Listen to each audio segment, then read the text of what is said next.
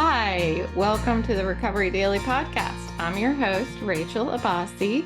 I'm a grateful recovering alcoholic and stroke survivor. And I'm going to tell you a story. I don't have a topic today, so I'm going to tell you a story. And I guess in that itself is a topic. So I am writing a book, and I am writing about a part where I guess the point was that I don't always rush to the hospital or seek medical care when I need it. And so I was giving an example, and then I thought, maybe I should share about this because it is difficult to know to go to the hospital when you have appendicitis. So I thought I'd share about it. I had appendicitis. I am sans appendix now. This was about when I was I don't know, a junior in college. I feel like it could have been any year. I'm not quite sure. Maybe I was a freshman. I have no idea, actually. But so this is what happened. I was home for the summer, and I was sleeping at my boyfriend's house because I don't know, that's what we did. I was allowed to do whatever the hell I wanted. So I was home from college. It was the mid-90s, and I was sleeping over at my boyfriend's house. And actually, I was not sleeping. I was lying awake in this discomfort. So I kept going back and forth to the bathroom. This is going to be, explicit. So I was going back and forth to the bathroom because it felt like I had like a burning sensation in my stomach. It felt like I had to poo-poo, but nothing was happening when I would go to the bathroom. So I would go in there and sit and then go lay down. And this happened for hours. I was just going back and forth. So as morning approached, it was getting close to 5 o'clock, which I knew at that time was when my mom was getting ready for work. And I don't know about you, but I need my mommy all the time. I need my mommy, especially when these things are wrong. Oh, Boris is eating something. Hold on one second. Yep, I got it. Okay, sorry. He was eating the lid to my fabric starch container. He is safe now. I just saved his life. Okay, so so I decided I was going to cut the morning short and go home and see my mom. So that's what I did. I was exhausted, I was frustrated, and I was close to tears. So I made the short drive home across town and kind of tucked myself as tightly as I could into fetal position while still driving. It was just, I wouldn't say I felt pain. It was more at this point, it was like a burning kind of stomach ache, like I mean, that's the best way I can describe it, is that I needed to poo-poo. So when I got home, I walked in the front door, and sure enough, my mom was just crossing from the bedroom hallway area over to the kitchen for her morning coffee. And there's something about that memory itself that is just so cozy to me. It was like, yellow light. I'm a fan of yellow light. I have it in here. And so there was just like this yellow light, and it was morning, and she was, I don't know, she was there. I think that's what it is. She was there. So that is something that has never changed for me. When I see my mom, it is everything. It's everything to me. when I see my mom. So I told her, she's kind of surprised, obviously, to see me at 5 o'clock in the morning. I was not one to be up at 5 o'clock in the morning because obviously I was drinking at that time. So I was typically sleeping until more like noon to 2 in the afternoon. So I told her with a scowl on my face that my stomach was hurting, and I explained to her what it felt like. And so she suggested that I go lay down with a heating pad on my stomach. So I went downstairs. My bedroom was downstairs in the basement. It was especially nice to have a bedroom down there in the basement with no window, because it was dark and it was very conducive to sleeping until 2 o'clock in the morning and 2 o'clock in the afternoon. So yes, it was a bedroom. I did have 2 exits. There was an exit in my closet that went to my brother's closet. So anyway, for those of you who are concerned that I did not have a window in my bedroom. Okay, so I laid down with a heating pad, and I just being at home felt like, you know, if I had a chance of getting better, it was going to happen as long as I was home, you know? So, my mom came downstairs to check on me before she headed to work. I mean, she didn't know that it was more serious. So she went off to work, and there really wasn't much she could do for me. You know, I was just kind of laying there, because we still at that point just thought that I needed to go to the bathroom.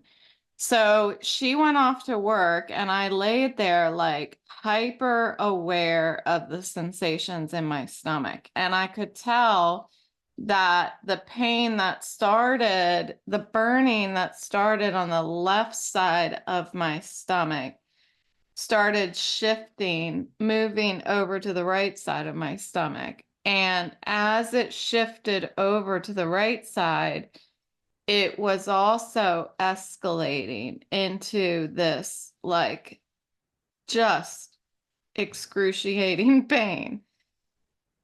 As I got to that point where it was over on the right side and it became like more like cramping, it felt like cramping, and it felt muscular, like it was in my muscles, the pain in my stomach.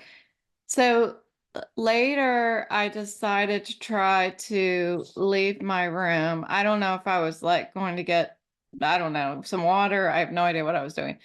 But I could not at that point lift my right leg without intense pain. So I it felt like I pulled a muscle in my stomach or something. It was very strange. So I used my arms, you know, my hands to pick up my right leg and move it when I was walking. Well, that I didn't get very far doing that. So I crawled back to my bedroom and I picked up the phone and called my sister. So, um, I told my sister was about an hour away. And I told her how I was feeling and said that it was getting worse. And so so my sister is 8 years older than me, and my mom was a single mom of 3. And so my sister and my brother, mostly my sister, sorry, brother, but my sister was really a caregiver in my life, with mom working far away from home. And so before and after school, I relied on her growing up. So she was like, she was like who I go to when my mother wasn't around, you know. So I called my sister, and I explained my symptoms to her, and both of us really had no idea what to do. So, I don't know if my sister recommended it. I don't know, but I called my grandmother, and this is my grandmother on my dad's side. So my dad's mom.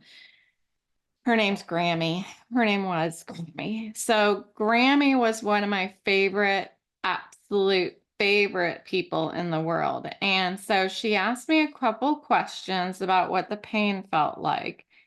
And then she just knew. She suggested it was appendicitis and that I should probably go to the emergency room to get checked out.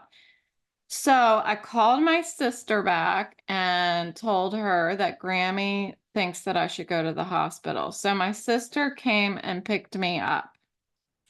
And um, we went to the emergency room and they just did a couple tests. Oh, by this time, the pain was starting to go away. Okay. So by the time we got to the emergency room, I could walk fine, which um, this is why one of the reasons why I wanted to share this, that I thought it was important to share, because appendicitis for me was it started like a stomach ache and then it kind of peaked throughout the day and then it started going away. And that is dangerous because obviously one might think that, oh, okay, I must be fine. I must be through the worst of it. I'm going to go, sleep it off or something like that. What I learned is when it gets to that point where it's starting to come back down, that's when you're getting closer to it erupting.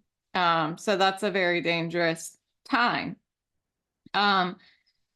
So they did a few tests on me and, pushed on my stomach. I explained what my symptoms were, and they were like, you have appendicitis. We need to take your appendix out. So that was scary. Um, so they put me right in. I mean, I had to do it immediately. So I went right into surgery. And I have a video of the surgery. It is nasty, and I would not recommend watching videos of surgeries when you're still trying to recover because I almost passed out. But it's fine to watch later. But when you're recovering, when your stitches are still very apparent on your stomach, it is not advised to watch the video. So the video shows them. So I just had a small incision on my belly button, and then I had a small incision on my upper right, but the upper right part of my stomach and the lower left part of my stomach. They used to actually make a big cut and they would, take it out. And so people were left with big scars on, I think, on the right side of their stomach. And they do microscopic surgery. And so they stick like this tool that has it's like how can I explain it? Little pole. This is not good words, okay? A little pole, mini pole, and out of the end of the pole, there's a bag that comes out. Like if they push it open, a little bag will come out of the end of the pool. And then, so that was in that's where what went into one of my incisions. And then in the other incision, there was like they were spraying some kind of something in there. It seemed like maybe they were cleaning it out. I don't know, so they could see. I have no idea. So they take it off and I'm sure it's an all-in-one tool. I'm not quite sure, but they put it inside the little bag, and then they shut the bag, and then they take the bag out. And then in the third incision is the camera. This is my interpretation of what I was seeing. It was pretty disgusting. They blow a bunch of air into your stomach to like blow it up so that they can see. I remember them telling me that too. Anywho, so they took my appendix out, and then I do remember waking up prior to when I was supposed to wake up or something. And they were wheeling. All I remember is they were like wheeling me somewhere, and I popped up, like I sat up, and I was crying or something. And then I was out again. I remember seeing a nurse beside me, and then that's it. That's all I remember. So, weird also. And let's see. So then the next thing I remember, I'm in my hospital room, and my parents are coming to visit me. So my mom, of course, felt terrible that she went to work, but honestly, how was she to know, you know?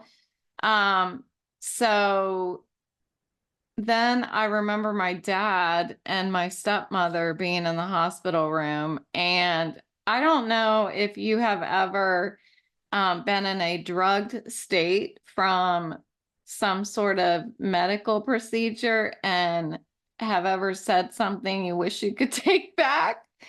Well, that happened to me. So at this time of my life, I was experimenting with pot and with this boyfriend of mine, a lot.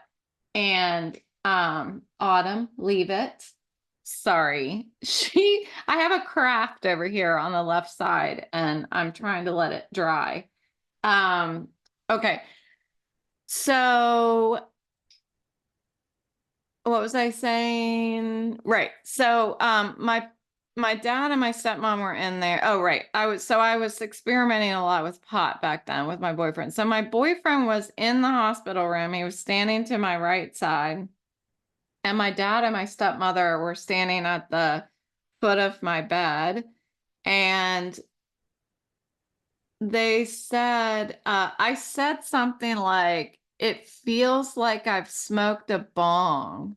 It feels like I smoked a really big bong or something like that. And I remember my stepmother saying, I don't know why people would want to do that or something like that. And I looked at my boyfriend and I looked at them and I said, feels pretty good to me or something like that. And I'm like, oh boy, you know. So anyway, that's what happened. And then yeah, I think I don't remember the recovery time. You do go home, so you don't stay the night there, I don't think.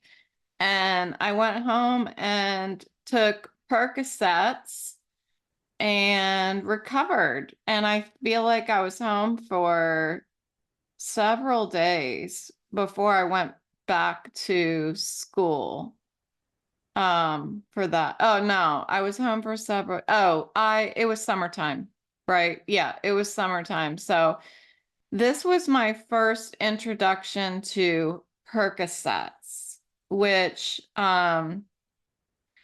started a relationship, if you will, with me and Percocets. And it wasn't good. I loved Percocets, and I used to have the Percocets as prescribed, but I would also drink alcohol with them because it gave me this like super extra high. And that was just the beginning. I had a surgery that followed after that surgery. That this next surgery was a little more personal that I won't talk about, but I was prescribed more Percocets, and this was just months after I got my appendix out. So my Percocet relationship continued at that point, and I kept taking it as prescribed, but drinking alcohol. And at this time, I was back at school, and I was supposed to be taking 2 Percocets every 4 hours. That's a lot of Percocet. And I would drink alcohol. And I remember one night in college going to bed, and I had taken a Percocet and drank a couple beers. And I remember laying on the bed and closing my eyes, and I couldn't feel my arms. And I was guessing whether my arms were up over my head or they were laying down by my side. I was wrong. They were, I think I guessed that they were down by my side, but they were actually up over my head. And that is the danger of drinking alcohol and taking Percocets. So what happened like eventually I was out of the Percocets and I moved on with my life. I never like tried to get other people's Percocets or anything like that. Because I am kind of a rule follower. I may be one that is easily addicted, but I'm also a rule follower. So,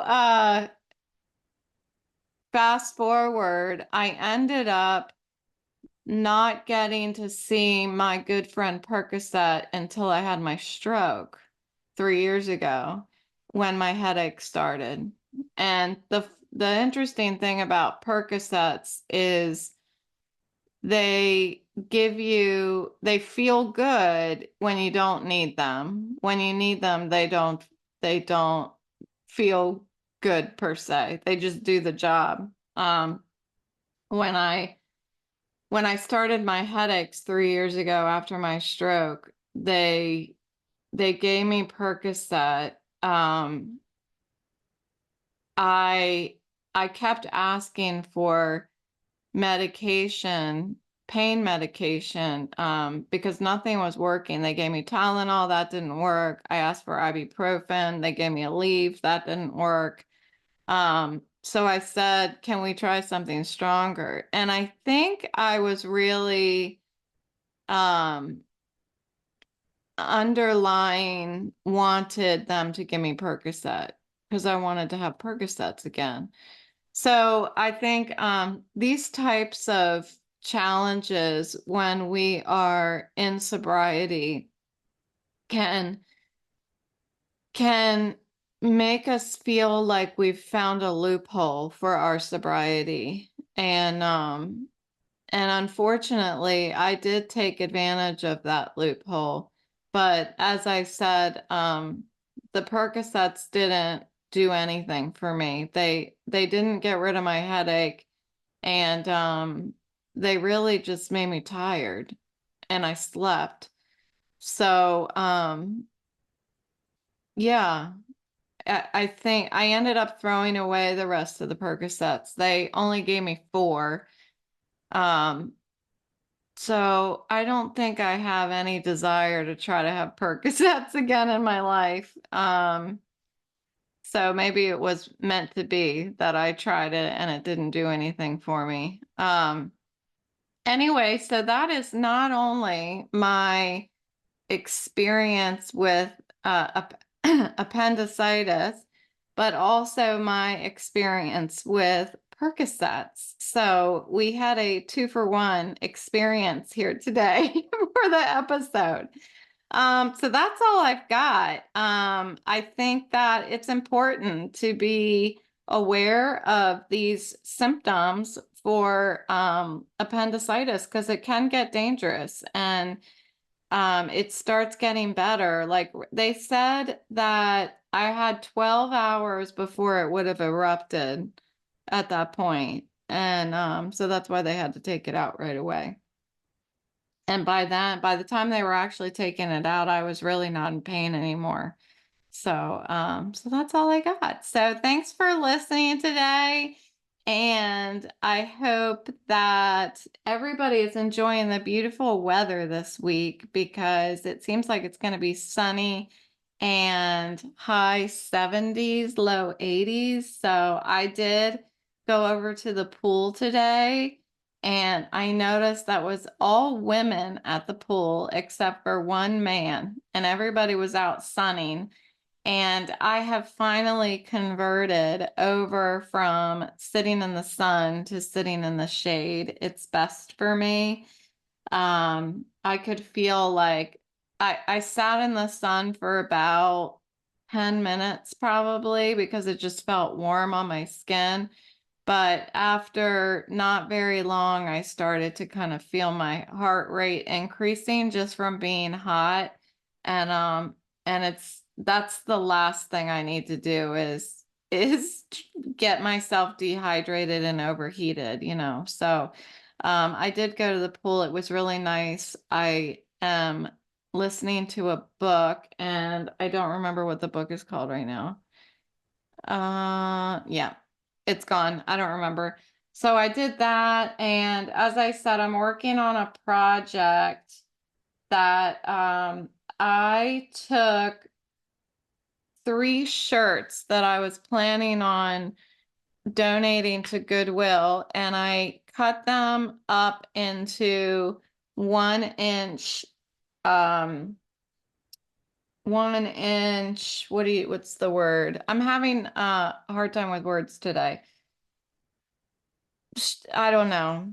I cut them into 1 inch strips. That's the word, strips, and braided them together. And I made a basket. So I'm going to show you the basket. It's on the floor over there. For those of you who are actually on camera. Oh, there it is. If you see it right there. It's pretty cute. So I just put some fabric stiffener on it and we're gonna see. I call it a slouchy basket. It was supposed to be a rug, but it didn't flatten out. So as it started curving, I'm like, I guess I'm making another basket.